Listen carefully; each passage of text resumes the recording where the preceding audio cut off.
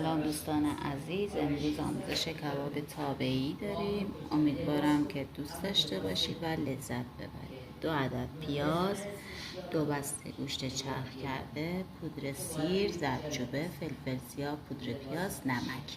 پیازا رو رنده میکنید و بقیه فیلم رو براتون میزنم.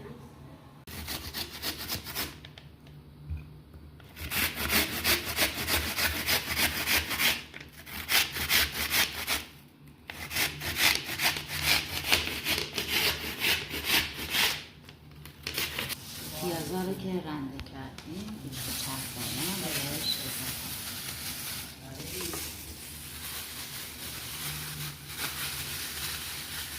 پیاز چرخ،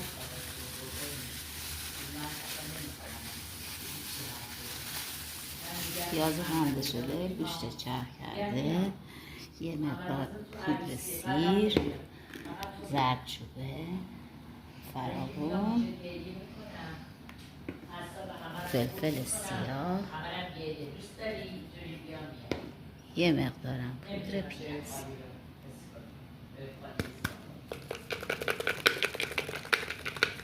و مقداری نمک.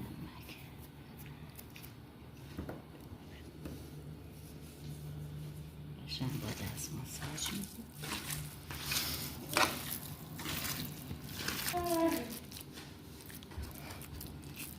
بیشتر رو که کاملا ورز دادیم، قشنگ کف مایتابه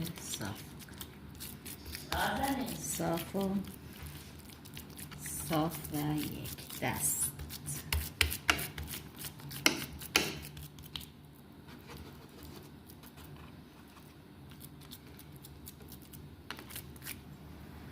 خب این کبابا رو قشنگ مساوی تقسیم کنید.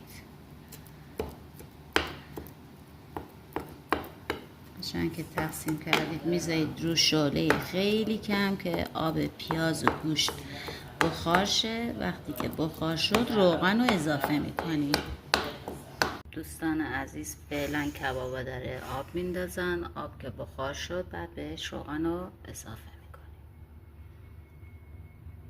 خب کبابا دارن، آب کبابا داره بخار میشه. یه ذره زعفران ریختم روش، گوجارم پوست گرفتم و حلقه خورد کردم. بعد میذاریم کنار کباب. خب دوستان عزیز بریم یه سر به کبابا بزنیم. کبابای ما یک طرفش سرخ شد، طرف دیگر هم گذاشتیم که سرخ شن.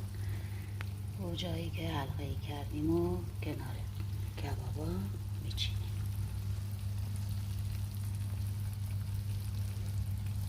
بزنیم کاملا آب کبابا بره،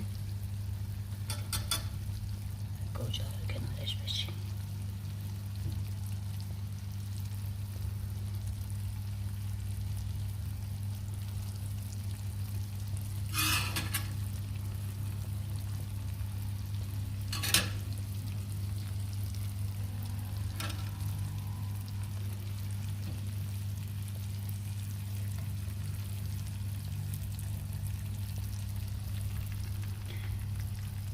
که گوجه ها میذاره تفت بخوره و کباب ما حاضر میشه.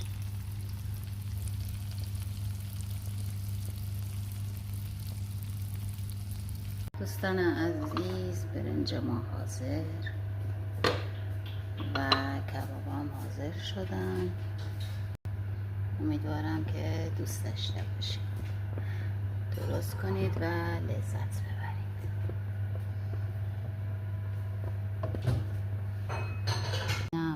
از سالاد کاهوی ما با سس هزار جزیره وگان.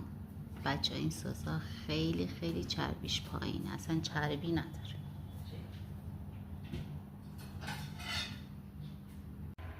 خب دوستان عزیز غذای ما آماده است. اینم از کباب تابعی امروز ما. امیدوارم که درست کنید و نوش جان. لطفا لایک، کامنت، سابسکرایب یادتون نره. ممنون از همگی دوستان عزیزم.